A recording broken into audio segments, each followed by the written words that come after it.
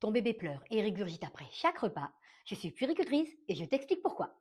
Le RGO, c'est le reflux gastro-œsophagien. C'est quand le contenu de l'estomac remonte dans l'œsophage. Ça peut provoquer des régurgitations, des pleurs après la tétée, une gêne et parfois même des vomissements.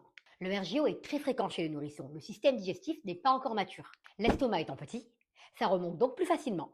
Mais la plupart des bébés vont s'améliorer naturellement avant 12 mois. Il y a des signes qui doivent alerter. Si bébé a des vomissements importants, s'il ne prend pas de poids, s'il a des douleurs importantes ou une respiration difficile, alors là, il faut consulter un professionnel de santé. Voici les solutions que vous pouvez essayer à la maison. La première solution, des repas plus petits mais plus fréquents. Au lieu de donner une grosse tétée, on fractionne pour éviter que l'estomac soit trop plein. La deuxième solution, bien faire l'euro après chaque tétée. Ça permet d'évacuer l'air avalé et ça réduit la pression sur l'estomac. La troisième solution, tenir bébé bien droit après la tétée. 20 à 30 minutes en position verticale, c'est très efficace. La quatrième solution, éviter d'incliner bébé pour dormir. Bébé doit dormir sur le dos, à plat, sur un matelas ferme. Les coussins anti-reflux ne sont donc pas recommandés. La cinquième solution, vérifier le positionnement au sein ou le débit de la tétine du biberon. Un mauvais positionnement peut faire avaler de l'air. Et un débit de tétine trop rapide augmente le reflux.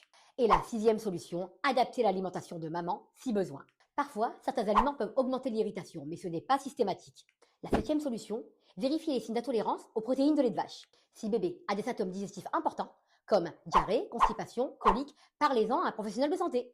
Et si malgré tout le reflux est important, le médecin peut proposer un traitement adapté. En résumé, le RGO est très fréquent, mais souvent passager. Et il existe des solutions simples qui aident beaucoup. Si tu veux d'autres conseils de puéricultrice, abonne-toi au catalogue de Nassima. Bye!